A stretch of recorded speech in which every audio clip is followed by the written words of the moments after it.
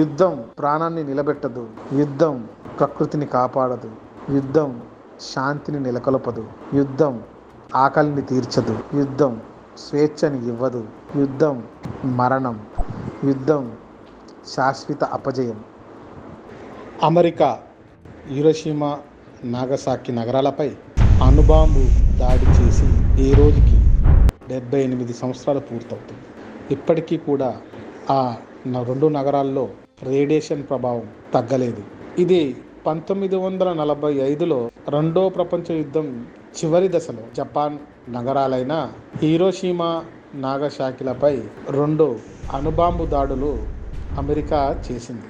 1945 August 6వ తేదీన ఒకటి, ఆగస్టు 9వ తేదీన మరొకటి.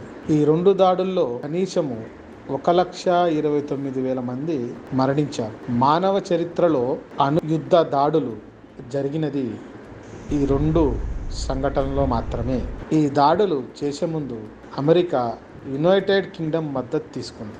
అణుబాంబును వేసే ముందు అమెరికా అధ్యక్షుడు జపాన్ని హెచ్చరించారు. జపాన్ని తక్షణమే లొంగిపోవాలి, లేదంటే మీరు ఈ ప్రపంచంలోనే అత్యంత దారుణమైన కనివిని ఎరుగని పరిస్థితులను మీరు చూడవలసి ఉంటుంది. మీకు ఆకాశం నుంచి మేము ఆ యొక్క బాంబులతో బుద్ధి చెప్తాము అని చెప్పేసి వార్నింగ్ ఇచ్చాడు. వార్నింగ్ని జపాన్ ప్రభుత్వము బేఖాతరు చేయడం వలన ఇంకా అమెరికా ఆగస్టు 6వ తేదీన లిటిల్ బాయ్ అనే పేరుతో హీరోషిమా పై మొదటి బాంబును వేసింది. తర్వాత ఆగస్టు 9న నాగసాకిపై ఫ్యాట్ మ్యాన్ అనే పేరుతో ఇంకో బాంబుని వేసిందనమాట. ఈ 2 రకాల బాంబు దాడుల వలన జపాన్లో 2,40,000 మంది పైచిలుకుగా మరణించారు. అంతేకాకుండా దాని తర్వాత బాంబు దాడి జరిగిన తర్వాత ఈ రోజు మట్టికి కూడా అక్కడ గడ్డి మొలవని పరిస్థితులు, ఎన్నో రేడియేషన్ ప్రభావాల వలన అంగవైకల్యాలతో ప్రజలు బాధపడుతూనే ఉన్నారు. ఆ బాంబుని వేసినప్పుడు పైలట్ క్యాబిన్ లోకి కూడా మంటలు చెలరేగాయంట. పుట్టగొడుగు ఆకారంలో ఎర్రని నిప్పులు కక్కుతూ క్షణాల్లో పెద్ద నగరాలైనటువంటి హీరోషిమా నాగసాకి పట్టణాలు మాడి మసైపోతుంటే చూసి కన్నీళ్లు పెట్టుకున్నారు. అందుకోసమే మరి వేరొక 2 నగరాలపై ఈ అణుబాంబు దాడి చేయలేదు.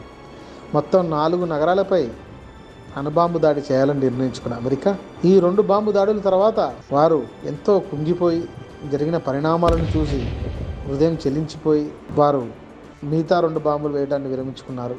అంతేకాకుండా జపాన్ కూడా లొంగిపోవుటకు సిద్ధమైంది. హీరోషిమా నాగసాకి బాంబు దాడులు వేసిన 6 రోజుల తర్వాత జపాన్ లొంగిపోతున్నట్లు ప్రకటించింది. సెప్టెంబర్ 2న లొంగుబాటు పత్రంపై జపాన్ ప్రభుత్వం సంతకం చేసింది. దీంతో రెండో ప్రపంచ యుద్ధం ముగిసింది. 1,00,000కు పైగా ప్రాణాలను బలి తీసుకున్న ఆ అణుదాడులు నైతికత నేటికి చర్చించే అంశమే. ఇప్పుడు గనక 3వ ప్రపంచ యుద్ధం వస్తే ఈ భూలోకాన్ని 10 సార్లు పేల్చే అణు ఆయుధాలు పదుల సంఖ్యలో ఉన్న దేశాల కలిగి ఉన్నాయి. గుర్తించండి అణుబాంబు ఎంత తీవ్రమైనదో. దాన్ని పూర్తిగా నిర్మూలించడానికి ప్రపంచంలో ఉన్న దేశాలన్నీ కలిసి రావాలి. యుద్ధం వల్ల యుద్ధమే గెలుస్తుంది కానీ మానవుడు కాదు.